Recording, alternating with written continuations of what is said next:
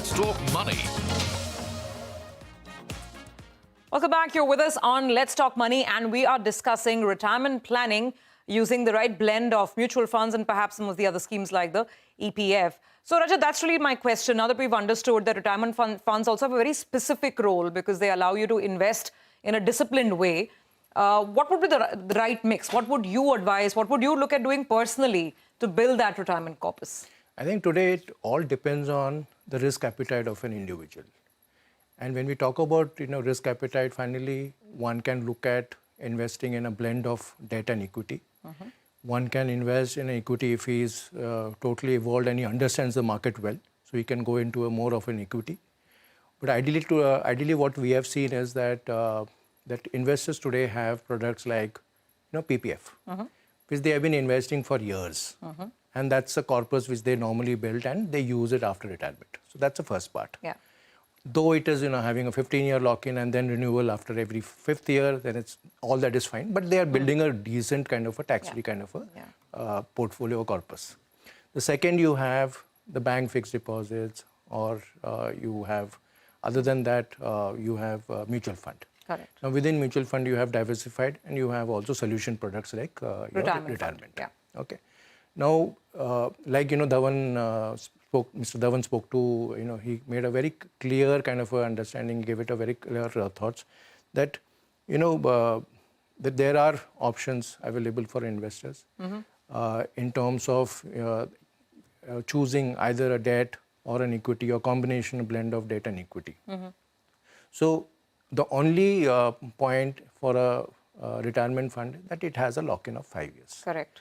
But otherwise, if you look at in terms of if it is an aggressive, hybrid fund, aggressive product, then you are investing almost 80% investing into an equity. Correct. And the rest is 20%. Correct. Like in our retirement fund, there are 4 variants. You have aggressive, you have aggressive hybrid, you have conservative hybrid, and you have conservative. So it all depends on a customer that whether he wants to go for a conservative or whether he wants to go for an aggressive. And during the life cycle of that particular fund or product, the asset allocation remains the same, or can it change? So it changes, it can change, like in a balanced advantage fund and all. The asset allocation can be very dynamic. But what about this retirement product? So depending on what an investor chooses, the investment is done in a very similar fashion of investment, not only on the debt side, but also on the equity side. Correct. But one has an option once in a year to move it into a different option. So, Vishal, help us now to build the perfect retirement bouquet. So many options. There is retirement funds, diversified mutual funds, there is the NPS, there is EPF, and there are some of these, insurance products as well, and annuity products. What do you like the most, and how would you, make the bouquet? Let's say if you were to make it for someone like me.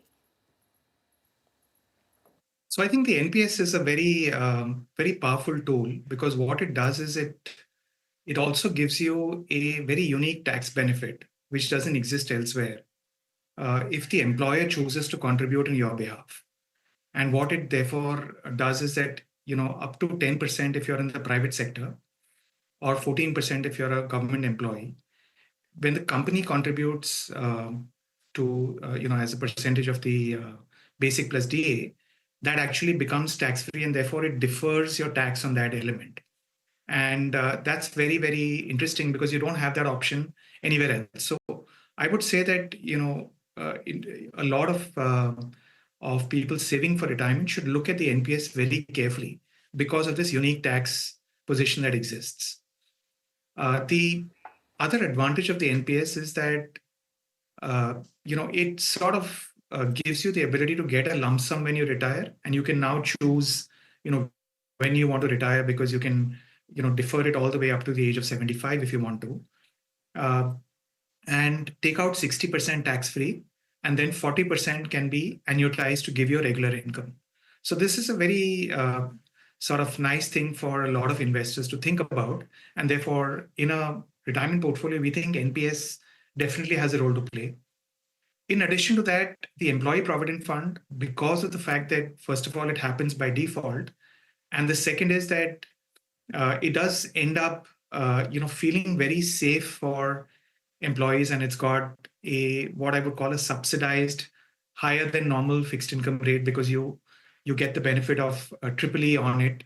Your contribution is exempt from tax if you're opting for the old tax regime. You have the interest that you earn up to 2.5 lakhs a year exempt from tax, and then you also have the withdrawal exempt from tax, which isn't there in any other retirement product.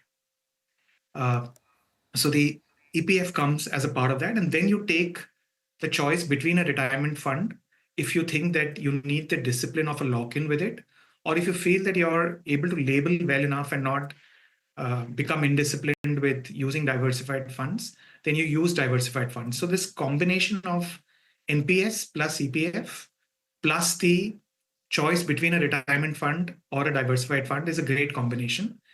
Annuities are an option because they protect you from longevity, but the rates of return tend to be low.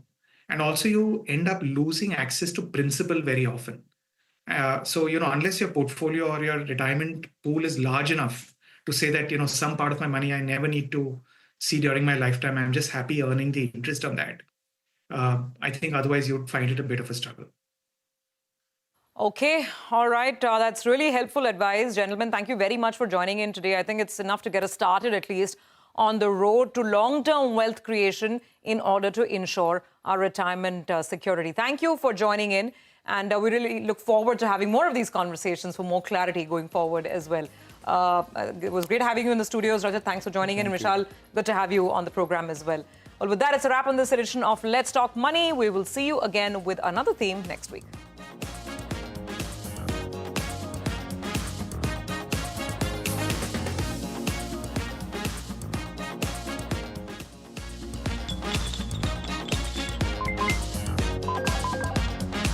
Let's Talk Money